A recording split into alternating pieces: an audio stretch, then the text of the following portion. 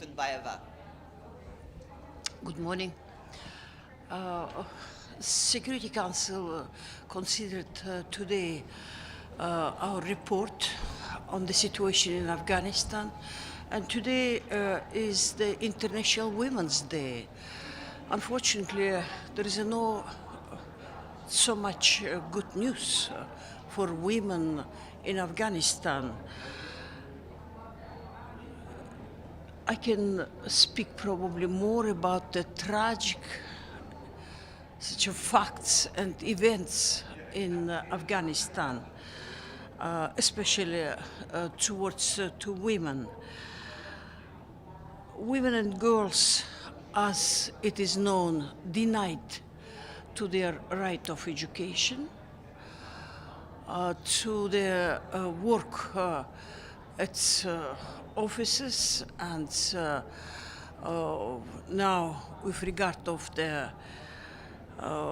distribution of food, we have a lot of problems and violations. I think it is very disturbing to know that everything related to women in Afghanistan is out of modern time, out of touch. Afghanistan is the most repressive country in the world with regard of the rights of women. And UNAMA, UN Women, in the field, we are trying to do our best. We are working there to end ends of the threat, which is completely broken. I just met recently with the defense lawyers, women, and as you know, women are not allowed to be defense lawyers, although I told to the de facto Minister of Justice, look, so many women are still in detention, in prisons, grown-ups, children. They need to speak to women, lawyer, not to men. But his response was sharp and adamant. First, we should provide jobs for men, and then if something left over, then we would do this for women. So far today, no woman is licensed defense lawyer, and this is just one fact, so many other facts. So the 21st of March is beginning of the school year, and unfortunately, there is no sign that this school year, new school year, girls beyond grade 6 will start their studies in schools. Situation is grim. We just discussed this at the Security Council, but there is no other option than engagement so far. And as it is known, Secretary General will convene the meeting of special envoys on Afghanistan, and all of us, we are working towards to this deep assessment of the situation in Afghanistan.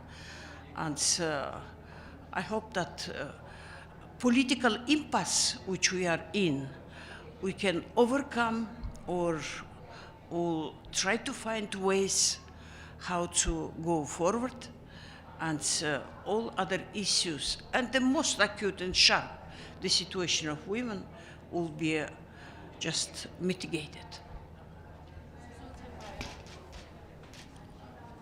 You said in your speech at the Security Council today that the Taliban do not keep their promises and their commitment that they had to the international community.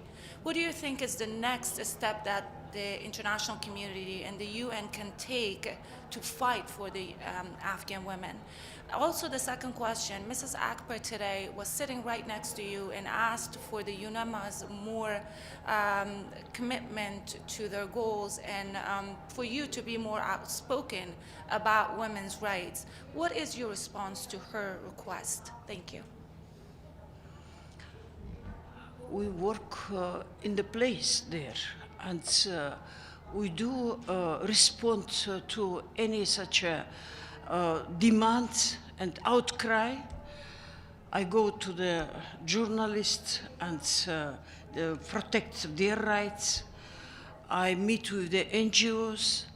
I talk to the de facto ministers every time, and I think it is not just to cry to the world, but work at the place. And that's what we do. And that's all sorts of events and measures which we are taking in place there. So, for example, I want very much to push forward this microfinancing in Afghanistan. I was struck that in every poor country, microfinancing which devoted to women is spread. It works. And now, regardless of the situation that development projects are not going, but we want to give small pieces of assistance to every woman that she will be in the position to be an owner and to help to her family. So I understand my job very concretely. I want to help to women. I'm trying now to help to one of the defense lawyers. She almost done suicide, but she was rescued.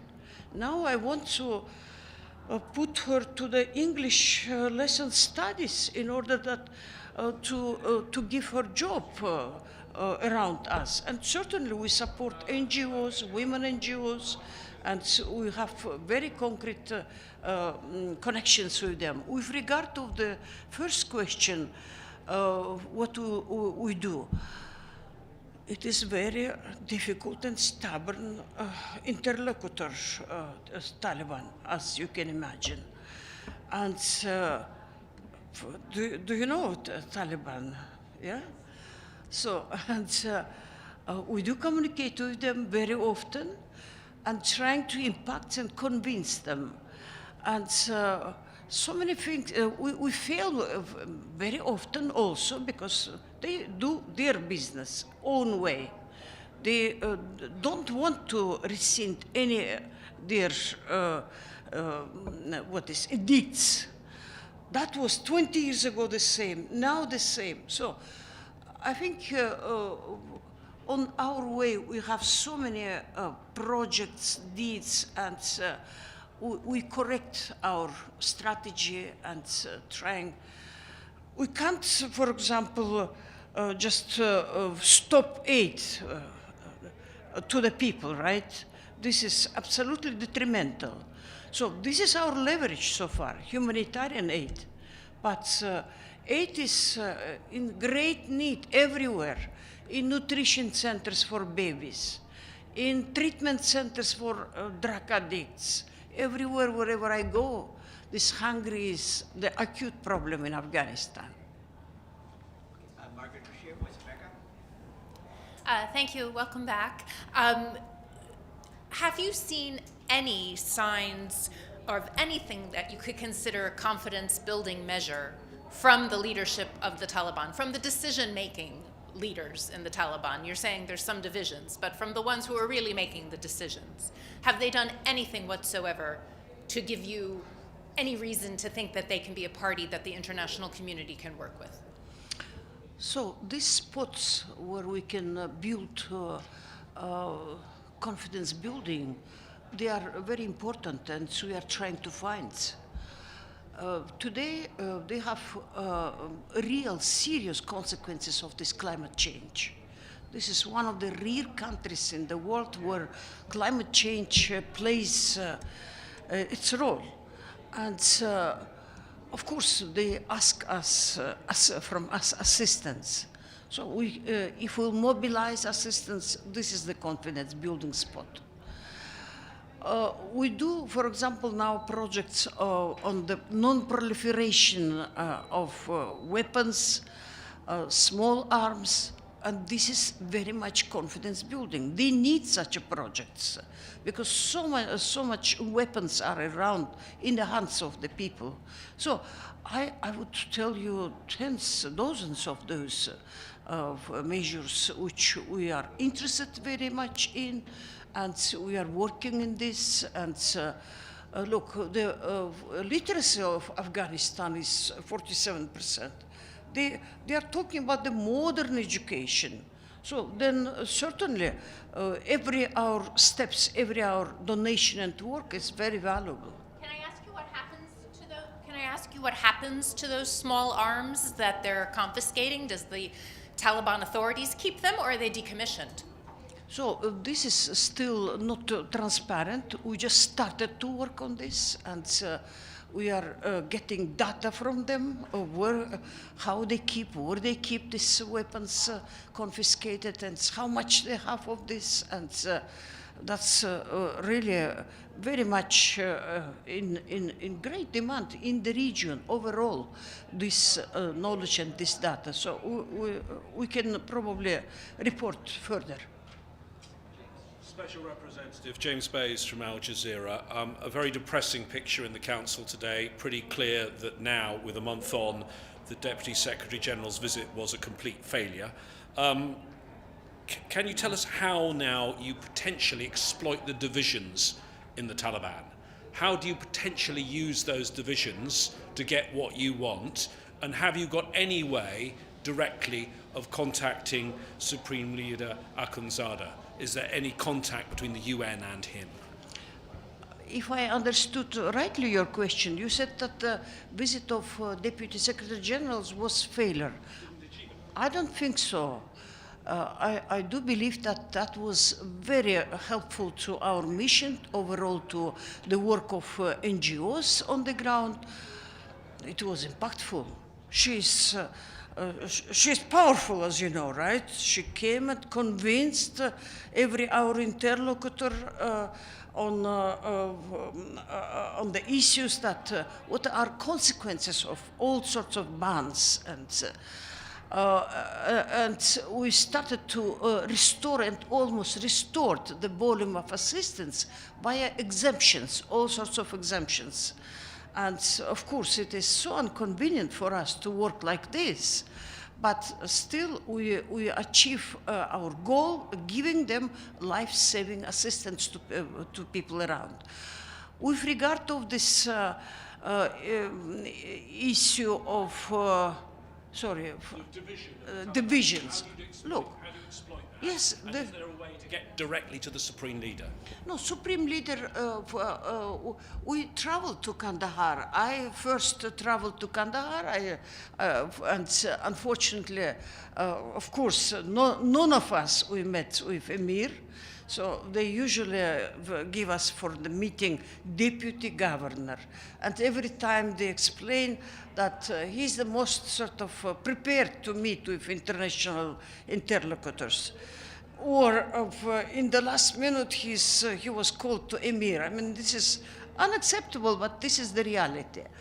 With regard of this division, yes, there is a group of sort of progressive, pragmatic ministers, and they do believe that the truth must be not privatized by a group of people, meaning Emir.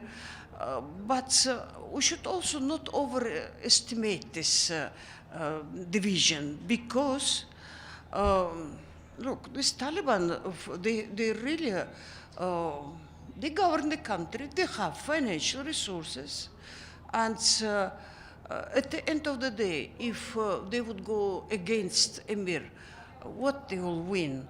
There is a list of sanctions. Everyone is under sanctions. So, I mean, this is internal division, internal dynamic within this movement.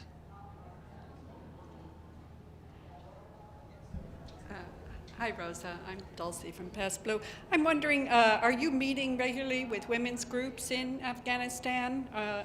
To the extent there are women's groups still operating? Thanks. Yeah, there are a lot of women's groups, and they are coming group by group to meet. Women women NGOs, women this defense lawyers. I just told about these stories, and Mahbouba Siraj, as probably you know her. She is heading shelters for women, and there are many groups, entrepreneurs. One of the last meeting was entrepreneurs, and we want very much to use now the role of private sector also in this building the routes to the Taliban government. So. And I also meet on the regular basis here with women, they call in exile themselves. Thank you. We'd like to thank you all. Thank you.